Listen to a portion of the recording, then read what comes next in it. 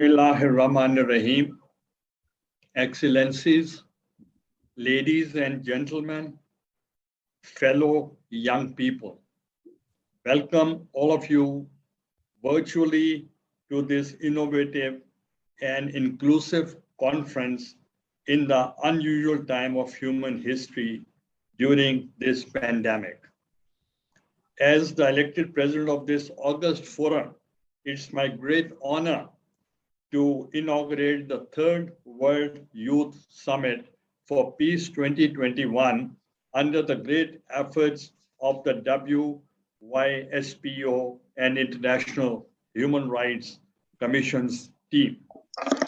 It is a pleasure to see many of you from all over the world to discuss these extremely important topics: promoting youth in peace building, climate change, peace and strengthening democracies as the change makers, even in the difficult time pandemic, with showing the resilience and strong commitment of our youth to change the world with positivity and hope.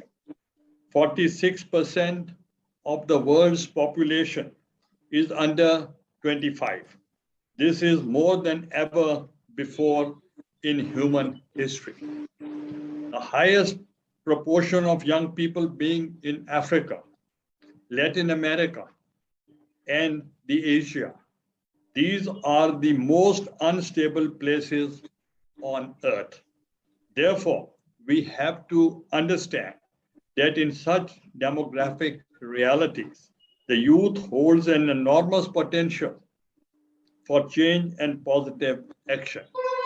You are a unique resource that can develop innovative solutions for peace and development.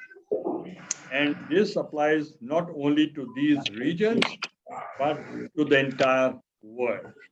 When we look into today's world, I think that is something that is new. We have had conflicts among people for centuries or for millennia since the human race existed. But for the first time, there is a serious conflict between people and nature, between people and the planet. This could be absolutely destructive for the future of our communities and for the future of our societies. It's not only a question of glaciers or ice caps or corals, even if the extremely important and biodiversity is a vital question in today's world. But it is more and more about the suffering of people. And this will become worse and worse as time goes by. Lots of people are today dramatically dying and suffering because of the impacts of climate change. I believe that what the youth is doing today, what grassroots movements are doing today, is absolutely essential for this to happen. I encourage you to go on. Some people say it is very dangerous, very complicated. You know, these young people, be careful. No, I'm not careful at all. I encourage you to go on. I encourage you to keep your initiative, keep your mobilization, and more to hold my generation accountable. My generation has largely failed until now to preserve both justice in the world and to preserve the planet. I have two messages for you today. My first message is that now is the time to invest in young people. Now is the time, not sometime in the future. My second message is that now is the time to promote dialogue and understanding across cultures and generations to advance human rights for all people both young and old. I say now is the time because young people are not just the future, they are very much the present. Our world is home more than 1.8 billion people between the age of 10 to 24, and almost 9 out of 10 of them live in developing countries. This is the largest youth generation in human history, and there are many challenges facing us. Today, more than half of our all young people live in poverty and survive on less than $2 a day. And in all regions of the world, youth unemployment is unacceptably high, and many young people fall victim to exploitation and violence. Yes, the challenges are many, but they are not insurmountable. Together, we can overcome them. If we work together and redouble our efforts to guarantee that all young people have the knowledge, skills, and opportunities to reach their fullest potential. And let me say this, we will not achieve any of the Millennium Development Goals, MDGs, to end extreme poverty, to reach universal education, to improve health, to advance gender equality, and create a sustainable planet unless we make these smart investments in youth and partner with young people. Investing in young people's education, health, and employment will ensure better prospects for their own lives and for their country's development. On the other hand, if we fail to make these investments now, we will further entrench poverty and ignorance for generations to come. To ensure that development policies work for everyone, we must use human rights, our foundation.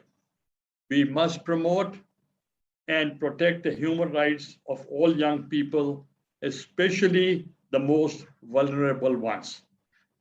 And this is something I also want to highlight to all young women and men here.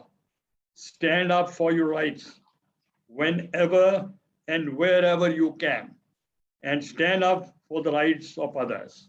Speak out for all your sisters and brothers around the world who are vulnerable and work and who are not fully empowered to speak for themselves.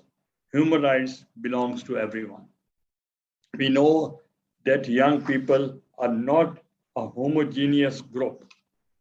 There is not one solution that fits all.